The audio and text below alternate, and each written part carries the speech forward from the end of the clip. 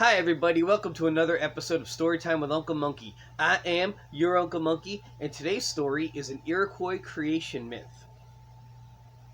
Among the ancients, there were two worlds in existence. The lower world was in great darkness, the possession of the great monster. But the upper world was inhabited by mankind. And there was a woman conceived, and would have the twin born. When her travail drew near, and her situation seemed to produce a great distress on her mind, and she was induced by some of her relations to lay herself on a mattress which was prepared so as to gain refreshments to her wearied body. But, while she was asleep, the very place sunk down towards the dark world. The monsters of the great water were alarmed at her appearance of descending to the lower world. In consequence, all the species of the creatures were immediately collected into where it was expected she would fall. When the monsters were assembled, and they made consultation, one of them was appointed in haste to search the great deep, in order to procure some earth, if it could be obtained. Accordingly, the monster descends, which succeeds, and returns to the place. Another requisition was presented, who would be capable to secure the woman from the terrors of the great water. But none was able to comply, except a large turtle came forward and made proposal to them to endure her lasting weight, which was accepted. The woman was yet descending from a great distance. The turtle executes upon the spot, and a small quantity of earth was varnished on the back part of the turtle. The woman alights on the seat prepared, and she receives a satisfaction. While holding her, the turtle increased every moment and became a considerable island of earth, and apparently covered with small bushes. The woman remained in a state of unlimited darkness, and she was overtaken by her travail, to which she was subject. While she was in the limits of distress, one of the infants in her womb was moved by an evil opinion, and he was determined to pass out under the side of the parent's arm, and the other infant in vain endeavored to prevent his design. The woman was in a painful condition during the time of their disputes, and the infants entered the dark world by compulsion, and their parent expired in a few moments. They had the power of sustenance without a nurse, and remained in the dark regions. After a time, the turtle increased to a great island, and the infants were grown up.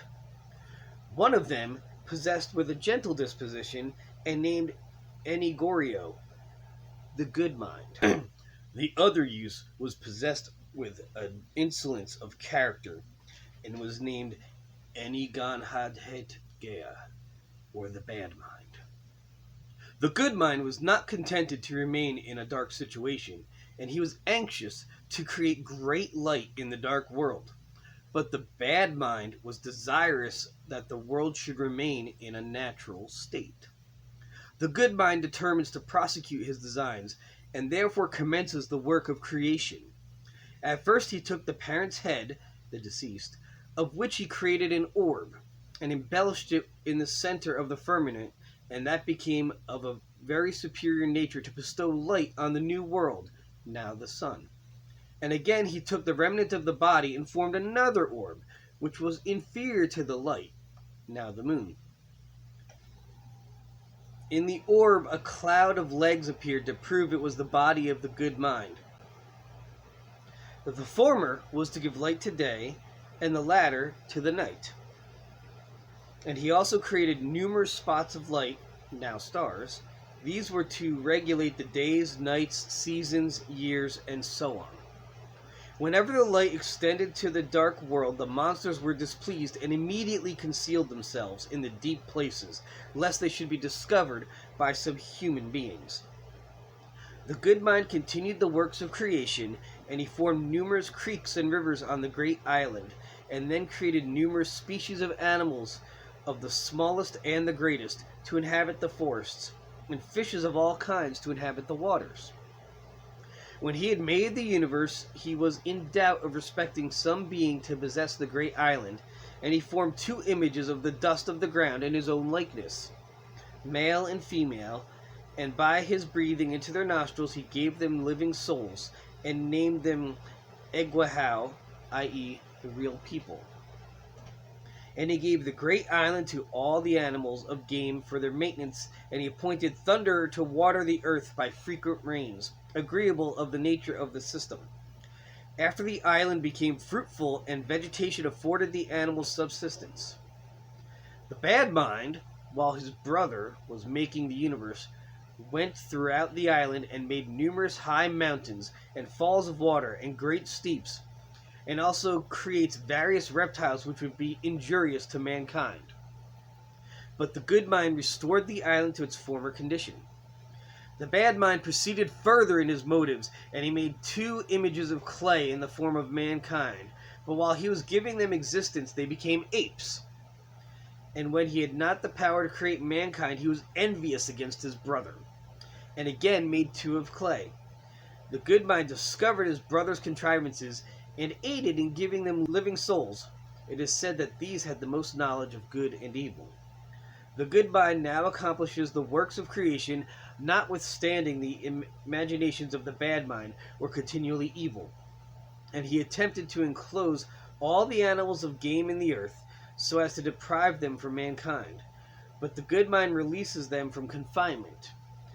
The animals were dispersed, and traces of them were made on the rocks near the cave where it was closed.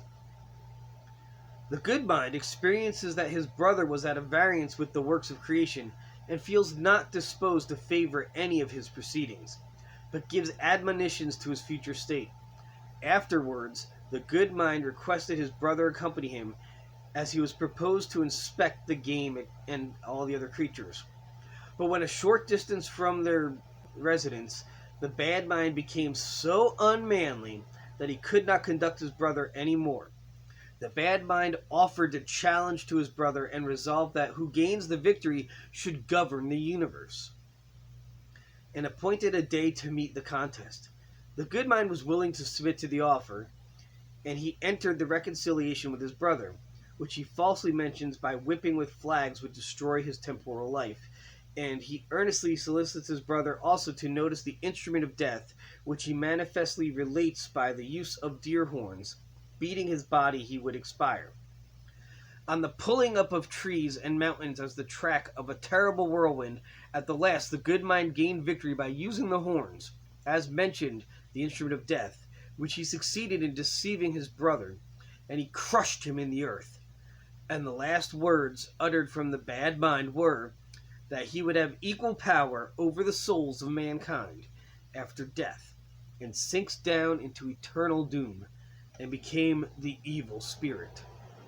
After this tumult, the good mind repaired to the battleground, and then visited the people and retired from the earth. And that was how the world was created.